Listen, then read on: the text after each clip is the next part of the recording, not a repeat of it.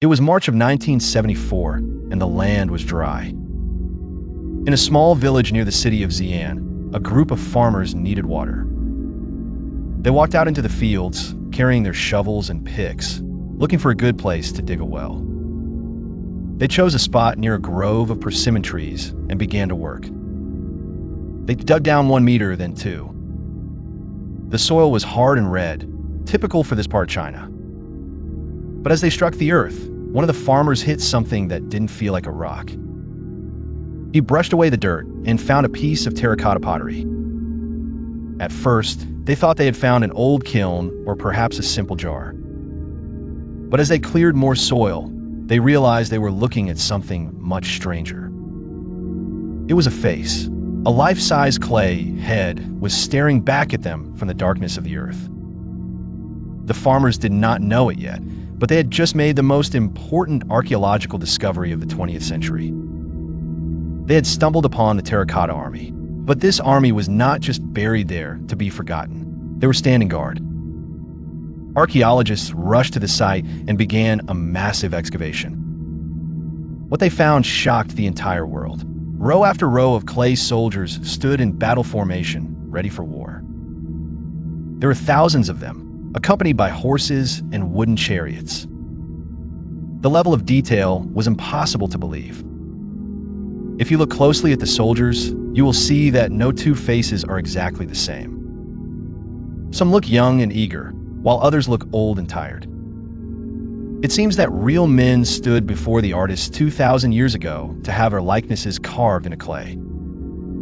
For decades, the world has been fascinated by these warriors. We marvel at their armor, their hairstyles, and their weapons. But in our fascination with the soldiers, we often forget the most important question: who exactly are they protecting? The soldiers are facing east, the direction of the growing sun, and the direction of the emperor's enemies. But behind them, about a mile to the west, sits a massive mound of earth. It looks like a natural hill, covered in trees and vegetation.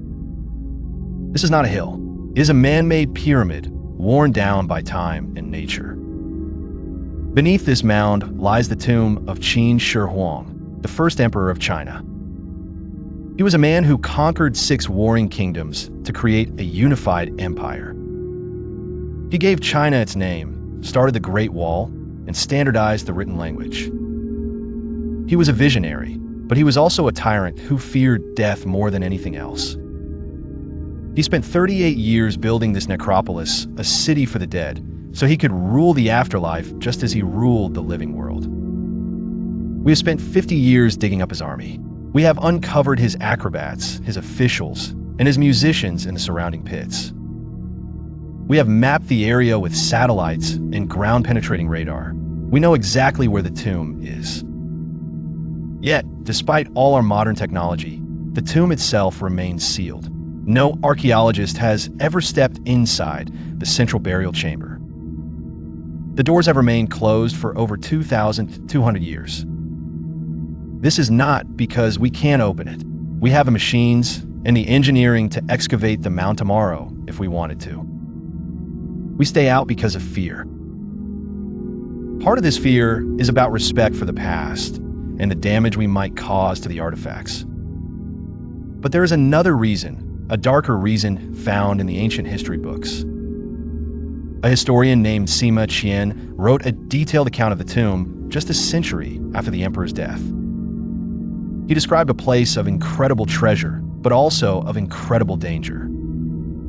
He wrote that the emperor did not just rely on clay soldiers for protection. According to the ancient records, the tomb is booby-trapped with mechanical crossbows aimed at any intruder who dares to enter. Most people assume these are just legends, but Sima Qian also mentioned something else: rivers of a toxic liquid flowing mechanically around the coffin. For a long time, researchers thought this was a myth, until modern science proved something alarming. The rivers of silver. The ancient historian Sima Qian wrote his account over 2,000 years ago. In his records, he described the emperor's tomb as a replica of the entire universe. He wrote that the ceiling was painted with pearls to mimic the stars in the night sky. But the most frightening detail was on the floor. Sima Qian claimed that the builders used mercury to create simulations of the great rivers of China. He wrote that the Yellow River and the Yangtze were recreated with flowing liquid metal, driven by machinery to flow forever. For centuries, modern historians dismissed this as a myth. Mercury was rare and difficult to extract in the ancient world. The idea of pumping tons of it into a hole in the ground seemed like a fairy tale, an exaggeration to make the emperor sound more powerful than he really was. But in the 1980s, Chinese scientists decided to test the soil on top of the burial mound. They inserted probes deep into the earth to measure chemical levels. They repeated these tests again in the early 2000s to be absolutely sure. The results were undeniable. The soil samples contained mercury levels that were 100 times higher than the surrounding area. This was not a natural occurrence. The mercury had been put there by human hands. Even more chilling was the pattern of the mercury. When the scientists mapped out the high concentrations, they did not find a random blob. The map of the mercury beneath the ground matched the geographical map of the Qin Empire's water system. Sima Qian was telling the truth. Somewhere beneath that hill, there really is a lake of toxic liquid. This confirms that the tomb is not just a passive room, but a complex machine designed to function in the dark. This discovery changes everything for researchers. Mercury is incredibly heavy and highly toxic. If the tomb is sealed tight, the air inside is likely saturated with mercury vapor. If archaeologists were to break the seal and enter without heavy protection, the gas could be lethal. It acts as an invisible barrier, a chemical weapon that has lasted for 2 millennia. But we must ask ourselves, why did the emperor want to be buried with poison? To us, mercury is a danger, but to Qin Shi Huang, mercury was the key to eternal life. Historical records suggest that the emperor was obsessed with finding an elixir that would stop him from dying. He sent ships into the sea to find magical islands. He climbed mountains to speak with spirits. And he listened to alchemists who told him that quicksilver, or liquid mercury, had magical properties because it never seemed to dry up. It is a tragic irony. The emperor likely consumed mercury pills, thinking they would make him a god. Instead, the heavy metal attacked his brain and his organs. Towards the end of his life, records say he became paranoid and aggressive. He hid from his own people and moved through tunnels to avoid being seen. The very thing he thought would save him was slowly killing him. Now, that same substance protects his body in death. It serves as a literal do not enter sign for modern science. But the threat of poison is actually the easy problem to solve. We have hazmat suits and gas masks that could protect a team of archaeologists. So, if we can survive the mercury, why don't we go in? The real reason researchers are terrified isn't about what comes out of the tomb. It is about what goes in the moment we open the door. We learned this lesson the hard way. When the first terracotta warriors were dug up in 1974, something terrible happened within minutes of them touching the air. It was a mistake that archaeologists are desperate not to repeat. The color of history. When we see pictures of the terracotta warriors today, we see an army of brownish-gray clay. They look somber, uniform, and ancient. But this is not what the emperors saw, and it is not what the farmers saw in those first few moments of discovery. When the archaeologists first brushed away the dirt in 1974, the soldiers were not gray. They were painted in vivid, shocking colors. Most incredible of all was a synthetic color known as Chinese purple. This was a man-made pigment that was incredibly rare in the ancient world. The army was a dazzling display of imperial wealth and artistic power. But as the archaeologists watched, a tragedy began to unfold before their eyes.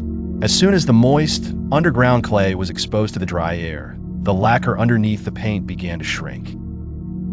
It happened terrifyingly fast. Within 15 seconds of being exposed to the air, the paint began to curl. Within 4 minutes, the vibrant colors flaked off and turned to dust. The researchers stood helpless as centuries of art disintegrated in moments. They tried to press the flakes back on, but it was too late. The change in humidity and oxygen had destroyed the surface of the statues. Today, when you visit the museum in Xi'an, you're looking at the skeletons of the art. The soul of the statues, their color and lifelike appearance, was lost because we were not ready. This disaster is the primary reason the central tomb remains closed. If we open the tomb of Qin Shi Huang, we are not just risking clay statues. The historical records tell us the tomb is filled with rare silk robes, ancient books made of bamboo, and beautiful wooden structures. It contains paintings of the sky and the earth that have been sealed in a vacuum-like environment for 2,000 years. The moment fresh air rushes into that chamber, the humidity balance will shatter. The silk could disintegrate into powder upon contact. The wooden chariots could collapse, and the paintings could fade to nothing before we even have time to photograph them. We currently do not have the technology to prevent this. We cannot instantly stabilize an entire underground palace against the atmosphere. Until we can guarantee that we can preserve what we find, the Chinese government has made a strict decision. The tomb stays closed. They are waiting for a future generation with better science. They are willing to wait 50, 100, or even 200 years if necessary. Preservation is more important than curiosity. In the 1950s, a group of ambitious historians decided to open the tomb of a different emperor from the Ming Dynasty. They believed they were ready. They were wrong, and the result was a nightmare that no one wants to repeat. While archaeologists are afraid to dig, physicists have stepped in with a new solution. They're using subatomic particles called muons to peer through the dirt without ever lifting a shovel. Muons are tiny particles created when cosmic rays from space hit the Earth's atmosphere. They rain down on us constantly, passing through our bodies and buildings every second. But unlike light, muons can pass through solid rock. However, thick stone and heavy metals absorb more muons than empty space or light soil. This means that if you place a detector deep underground, below a structure, you can catch the muons passing through it. By counting how many make it through, you can create a 3D shadow image of what is inside. This technology has already been used with incredible success in Egypt. In 2017, scientists used muon scanning on the Great Pyramid of Giza. They discovered a massive void, a previously unknown hidden chamber above the Grand Gallery that no one knew existed. Now, researchers are proposing to use this same technology on the tomb of the first emperor. The plan is to bury sensitive detectors around the base of the tomb mound. They would then wait for months, letting the cosmic rays from the sky do the work. If the ancient historian Sima Qian was right, the scan should show a large open chamber in the center. If the ceiling is inlaid with pearls and the floor is covered in heavy mercury, the muons will interact differently with those materials. This non-invasive approach is the perfect compromise. It allows us to verify the legends without risking the mercury gas or destroying the fragile artifacts. We could finally answer the question, is the emperor really there?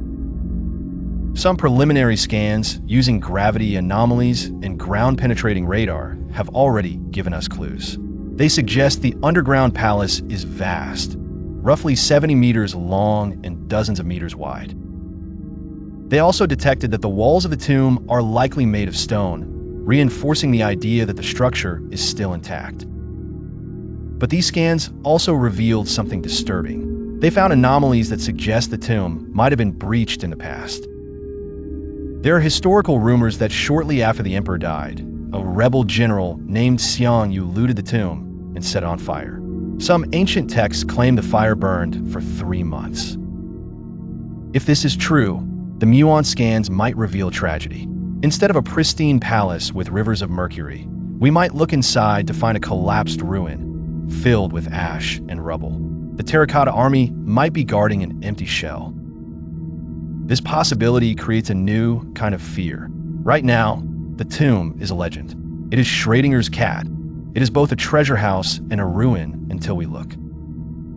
If we scan it and find it was looted 2,000 years ago, the magic dies. The tourism industry, the national pride, and the mystery would all take a massive hit. Sometimes, The mystery is more valuable than the truth. But there's a final layer to this story. It's not about the science or the politics. It's about the man himself. Qin Shi Huang spent his entire life trying to conquer death. He built this tomb to ensure his rule would never end.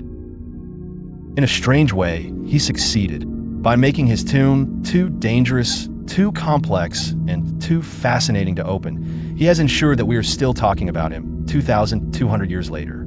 He is still commanding our attention. The farmers who found the clay head in 1974 started a chain of events that reawakened the emperor's memory. But as we stand at the edge of his mound today, we have to ask ourselves one final question. Is it our right to disturb him? The wisdom of waiting.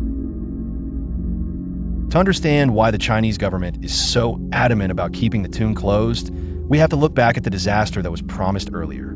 In 1956, archaeologists opened the Dingling tomb, the resting place of the Wanli emperor from the Ming dynasty. It was the only imperial tomb ever excavated for scientific research in China, and it was a catastrophe. When the massive stone doors were finally pushed open, the team found a treasure trove. There were baskets of ancient silk, delicate wooden artifacts, and the remains of the emperor and his empresses. But they were not prepared for the environment inside. The ancient silk robes, which had survived for centuries in the dark, began to disintegrate as soon as they touched the oxygen. They turned hard and brittle, crumbling like old paper.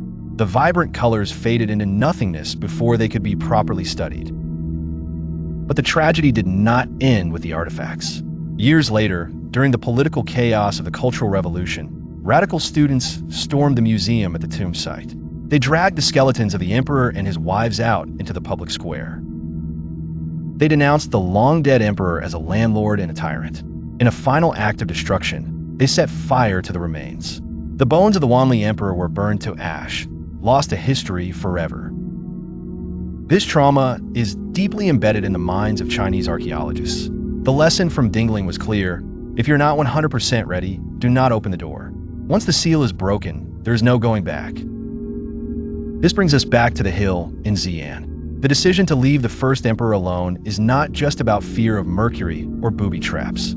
It is an act of profound humility. Modern science admits that we are not yet smart enough to save the past. We are leaving this problem for our children, or perhaps our grandchildren. Maybe in 100 years, we will have energy shields or nanobots that can enter the tomb without changing the atmosphere. Until then, the tomb of Qin Shi Huang remains a time capsule. It is a gift that we have chosen not to unwrap. And perhaps that is exactly what the emperor wanted. Qin Shi Huang spent his entire life running away from death. He burned books to control history. He built the Great Wall to control space. And he built this tomb to control the afterlife. He wanted to be eternal. In a strange way, he has achieved his goal. If we had opened his tomb 50 years ago, he would just be another skeleton in a glass case. We would have photographed him, measured him, and moved on. But by staying hidden, he remains a giant. He is still the ruler of a forbidden underground city. He still commands an army of thousands who stand in the rain, waiting for orders that will never come. As visitors stand at the foot of the mound today, they don't see gold or jade. They see a simple hill covered in pomegranate and persimmon trees. It is quiet. Underneath the roots of those trees lies the answer to one of history's greatest mysteries. The rivers of mercury may still be flowing in the dark. The pearls on the ceiling may still be shining like stars. Or perhaps it is all dust. For now, the first emperor sleeps in peace, protected by the most powerful shield of all, our own imagination.